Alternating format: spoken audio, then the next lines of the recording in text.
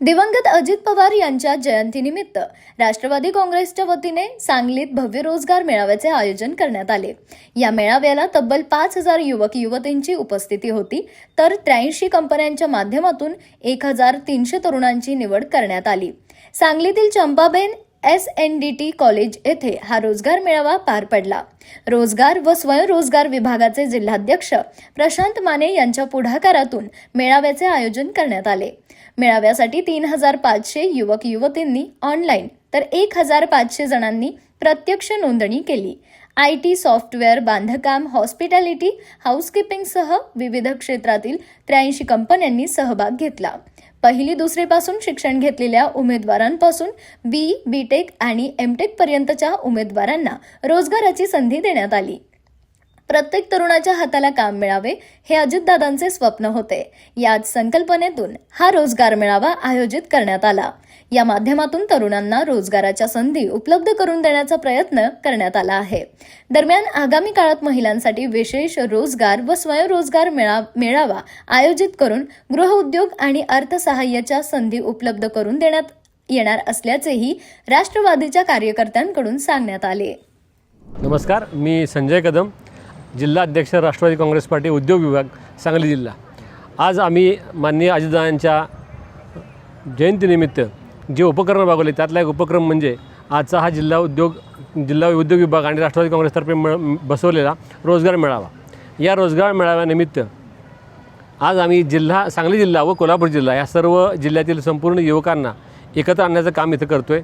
त्याचबरोबर आम्ही इथं जवळजवळ 80 ते 85 कंपन्या इथं बोलवलेल्या आहेत, ज्या कंपन्यांद्वारे या सर्व मुलांना आपल्या सांगली असं म्हटलं जातं की टायर 3 सिटीमध्ये मोडते, पण तरी या सिटीमधलं जे पोटेन्शियल आहे ते MNC कंपन्यांपर्यंत जावं, मोठमोठ्या IT सेक्टरपर्यंत जावं, या दृष्टीनं आम्ही आज राष्ट्रवादी काँग्रेसतर्फे हा जिल्हा उद्योग मेळावा इथं रोजगार मेळावा इथं घ्यायचा प्रयत्न केलेला आहे। आणि त्यासाठी जवळजवळ 2,500 मुलांनी रजिस्ट्रेशन केलेलं आहे। त्या सर्वांना जॉब मिळेल अशी आमची याच्यातर्फे खात्री आहे। धन्यवाद। नमस्ते, मी नेहा कापरे।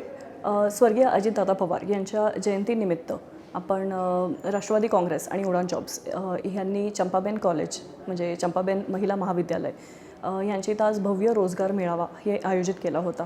भरपूर उपक्रम राष्ट्रवादी घेत असते, त्यापैकी भव्य रोजगार मेळावा हा त्यातला एक उपक्रम आहे, ज्यामध्ये 80पेक्षा जास्त कंपन्यांचा सहभाग आहे आणि 2,000 पेक्षा जास्त मुलं इथं आज इंटरव्ह्यू देण्यासाठी आले आहेत।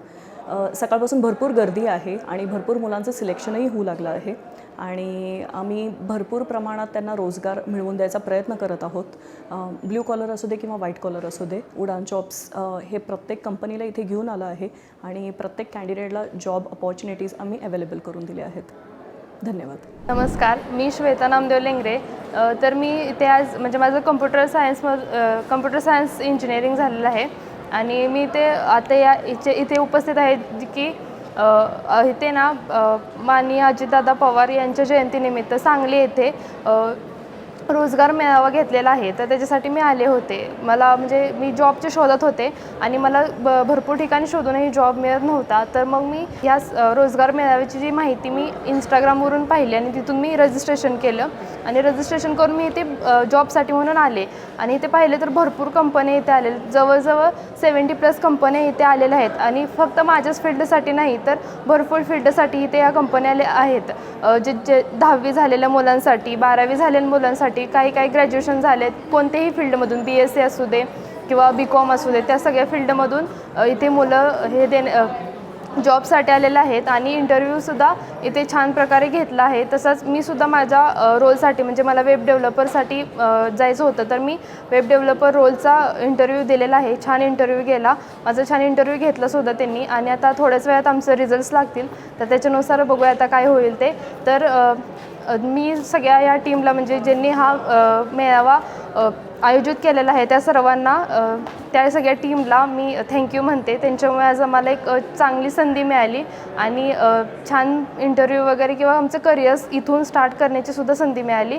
असेच इथून पुढे त्यांनी लोकांसाठी कार्यरत राहावे ही त्यांना विनंती। थँक्यू।